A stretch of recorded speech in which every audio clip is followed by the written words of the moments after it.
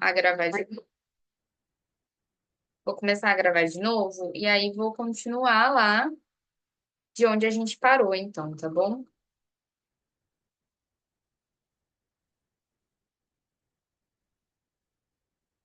Então, continuando daqui. Então, o que eu estava falando aqui, que eu acho que todo mundo conseguiu chegar no final, foi disso de o que que é, então, ou não, o que que significa fazer uma simulação. Significa simplificar esse modelo, em especial. Eu usei a vaquinha esférica, porque na física esse é um meme muito divertido, pode não parecer tão divertido para vocês agora, mas eu juro para vocês que é divertido. Então, só para exemplificar, né, como é que a gente faz isso. E aí, qual que é a minha ideia para o restinho dessa aula, para a parte final? A gente vai fazer a nossa primeira, digamos assim, simulação, que ainda é algo muito simples, tá?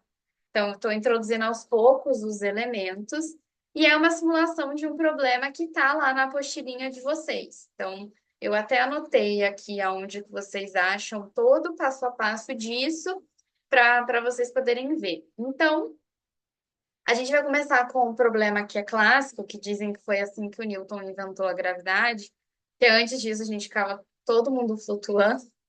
Mentira, né? Quando o Newton desenvolveu essa teoria da parte de gravitação e tudo mais, que a piada, que eu nem sei se isso é verdade, é que ele estava dormindo debaixo de uma árvore e caiu uma maçã na cabeça dele. Então, a gente que é da física também gosta dessa situação de maçãs caindo na cabeça. Então, o que que a gente começa a reconhecer a partir daqui? A gente reconhece assim, qual que é o nosso sistema, né? O que que é a situação? É a maçã caindo da árvore, beleza? Qual que é o modelo aqui? A gente vai, para criar um modelo, então, o que que a gente faz? Lembrando lá da nossa, desse fluxogramazinho aqui. Então, a gente reconhece o que que é o sistema, aí vamos ver o que que pode, que forças que podem atuar sobre esse sistema. A gente tem, sei lá, resistência do ar, a gente tem esse tipo, tem força-peso, né? Então, a gente vai criar um modelo, a gente vai simplificar isso, né? E como é que eu vou simplificar aqui? Para simplificar, eu vou considerar que a gente está todo mundo no vácuo, então a gente não vai ter, a gente vai desconsiderar completamente a resistência do ar. Então, isso já é um modelo de uma situação real, beleza? Então, como que a gente começa a pensar na nossa simulação? Para pensar nessa simulação, a gente precisa começar a entender exatamente o que que acontece e encontrar quais vão ser as equações que a gente vai simular. Então, a primeira coisa que a gente faz em qualquer coisa de física, assim, é basicamente o zero, né? É tentar definir quais são as forças que atuam sobre essa maçã, tá? Então, a gente sempre vai começar daí, isso é muito importante. Então, nesse caso, se a gente olhar aqui, a gente pode até desenhar, a gente tem que essa maçã tá caindo para baixo, né? Então, ela tem uma aceleração para baixo aqui também, tá? Então, a força que está atuando, faltou inclusive aqui um menos, tá, gente? Vocês me perdoem. Mas a força que está atuando aqui vai ser a força-peso. Então, se a gente for olhar lá, né, da segunda lei de Newton, que fala que força é igual a massa vezes a aceleração, o somatório das forças é igual a massa vezes a aceleração, a gente vai ver que o somatório de todas as forças aqui vai ser igual à força-peso, justamente porque eu considerei a resistência do ar. Então, a única força, digamos assim, que vai estar atuando no modelo que eu construí vai ser a força-peso, tá? Então, essa aqui é a equação que eu vou partir. A partir dela, eu vou fazer as minhas coisas. Então, bom, aí a gente pode pensar em outras coisas para começar a melhorar o modelo da simulação que a gente está fazendo. Então, a gente pensa que essa maçã ela vai ser solta, ela vai cair do repouso, não vai ter ninguém atirando essa maçã em um determinado ângulo ou dando uma velocidade inicial para essa maçã, ela só vai cair, tá? Então, ela vai cair a partir do repouso, de uma altura que eu vou chamar de H, que é a altura da árvore. E, bom, para mim parece, não sei para vocês, mas para mim parece que é muito factível que ela caia fazendo uma trajetória linear em direção ao eixo Z, nesse caso aqui em direção ao chão, né, direto na minha cabeça. Então, essa é a situação que a gente colocou aí para simular.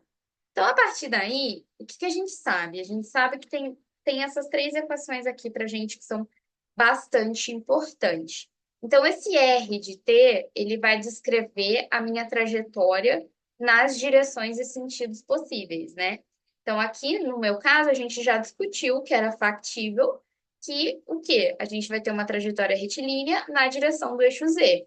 Então, esse R de t, ele vai ser só um Z de t na direção aqui do cachapéu, que é a direção do eixo Z, beleza? Quem que vai ser a velocidade? Então, a velocidade é a derivada de primeira ordem do vetor de posição. E a aceleração é a derivada de segunda ordem do meu vetor de posição, beleza? Tá? Então, a gente tem que aqui, né, esse desenho está ilustrando muito bem a situação. A gente tem aqui a maçã caindo, né? Na verdade, esse daqui era o momento inicial dela, ó, em TI igual a zero. A gente tem uma velocidade de TI, que é o tempo inicial, que é zero. Tem uma força-peso agindo, ela está na direção do solo, tá? E a gente vai ter, então, aqui uma trajetória, que vai ser esse R de T, beleza? Dúvidas até agora? Eu acho que tudo isso vocês já viram, porque inclusive esse desenho está nas notas de aula do professor Esmerindo, né, que está disponível lá no Edisciplinas. Então, não sei se até agora a gente acho que não tem nenhuma novidade, tá? Mas a gente está começando então a construir a nossa simulação. E aí, bom, o que que a gente vai ter aqui então? Para resolver esse sistema, a gente vai começar a resolver esse sistema. Esse aqui em particular, a gente vai descrever a força em função dessas coordenadas. Então, se a gente tem menos mg na k, quem que é o g? O g não é a aceleração. Então, na verdade, a gente tem menos m, z dois pontos na k, e aí a gente já sabe que essa primeira equação aqui, né, ela é satisfeita dessa maneira. O G vai ser igual a Z dois pontos, e aí a gente precisa resolver essas EDOs. De novo, eu não coloquei aqui todo o passo a passo, mas isso está muito bem descrito lá nas notas de aula.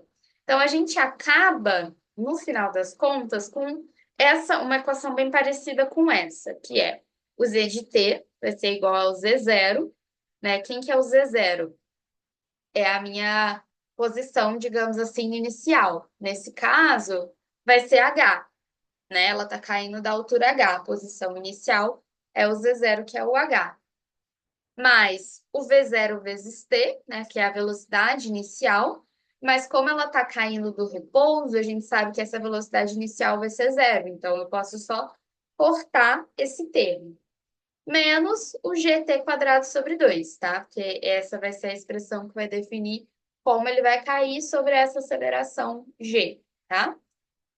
Então, o simular aqui ele vai representar para a gente como que essa maçã vai cair. Então, eu deixei uma primeira simulação aqui, que é uma simulação bem simples. De novo, quem que eu estou importando aqui? Eu estou importando a NumPy e eu estou importando a Matplotlib no módulo PyPlot, né?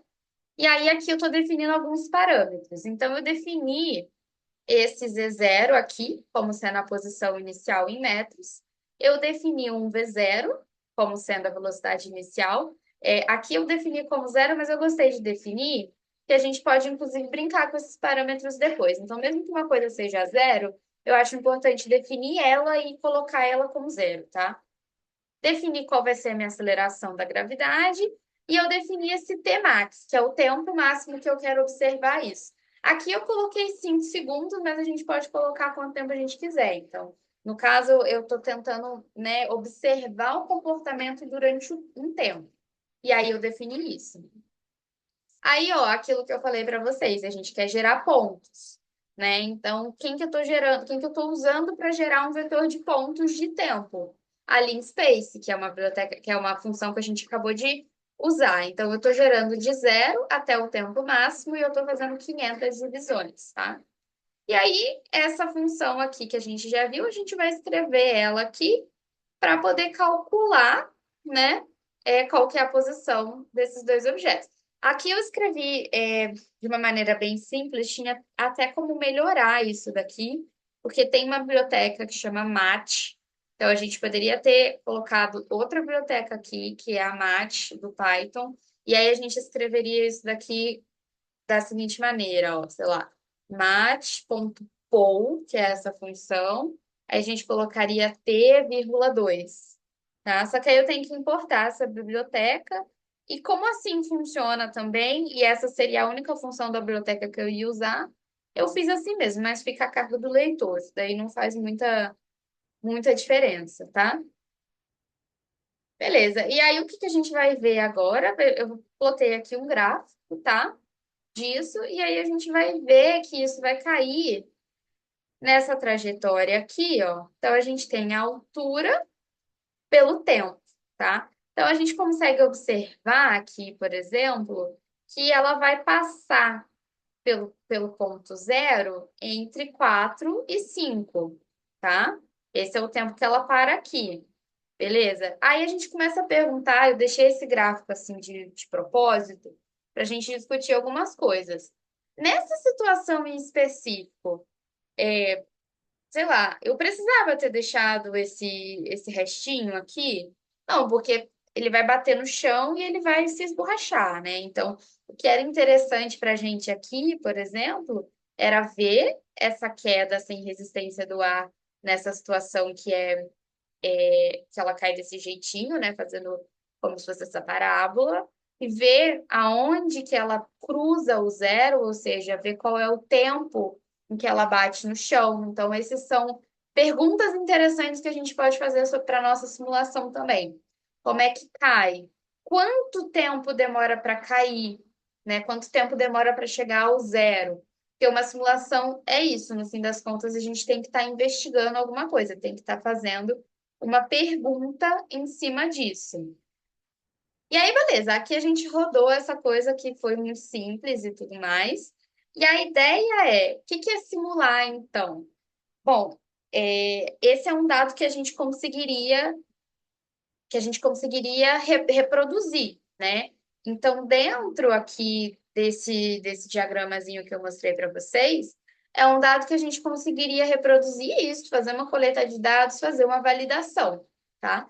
E aí, a partir do momento que a gente pega e que a gente tem um modelo inicial que para alguma situação vai ser válida, que a gente tem um indício muito forte de que vai ser válido em alguma situação, a gente pode começar a extrapolar essas coisas. Então, a gente poderia ver, por exemplo, como que isso aqui ia se comportar se eu tivesse, sei lá, a gravidade na Lua. Eu não lembro quanto que é, deixa eu ver.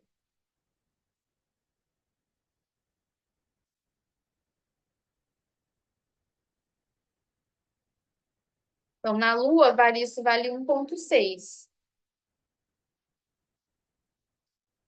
tá? Então, se a gente rodar de novo, a gente pode ver o que que vai acontecer com esse gráfico aqui,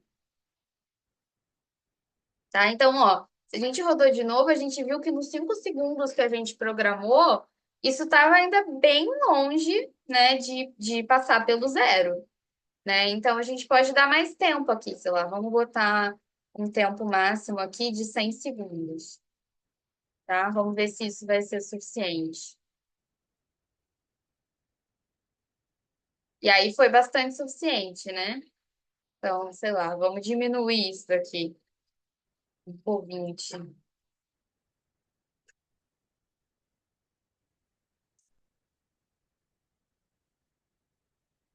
Né? Então, a gente consegue ver que, na verdade, ele passa pelo zero aqui, ó, entre 10 e 12, né? Entre 10 e 12 segundos, isso passa pelo zero. Então, essas são perguntas que a gente pode ir fazendo. Aí, outra pergunta que a gente pode ir fazendo, nossa, e se a minha velocidade inicial não fosse zero, se a minha velocidade inicial fosse 5, né? O que que eu teria aqui?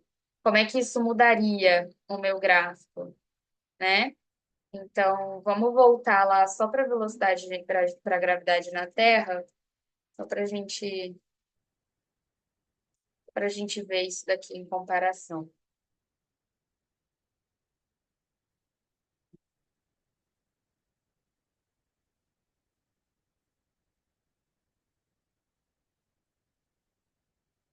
Então, ó, se eu tenho uma velocidade inicial, ele não cruzou o zero ainda com 5 segundos, né? Então, é sempre que a gente vai fazer alguma uma simulação, a gente precisa também ter ideia do que a gente quer, qual é a nossa intenção com essa simulação. Isso é bastante interessante, assim, o que a gente está buscando. Então, aqui, ó, ele buscou, é logo depois do 5, né? Aqui entre o 4 e 6 que ele cruza o zero, tá? Com essa velocidade inicial. Então, isso é algo interessante também, a gente sempre voltar e pensar no que a gente está, no que a gente está olhando, né?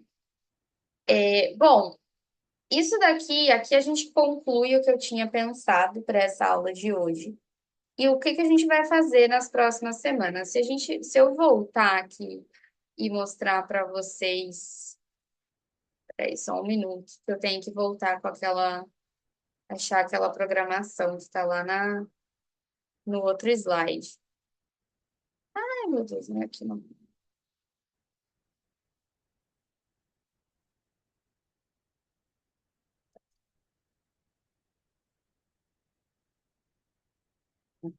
Então, se a gente voltar aqui nessa programação, essas são as duas aulas que a gente tem, e essa termina aqui, duas aulas que são mais leves e mais introdutórias. Então, que a gente falou sobre os primeiros passos com Python e sobre também os primeiros passos com essas bibliotecas que a gente considerou importantes, com alguns exemplos.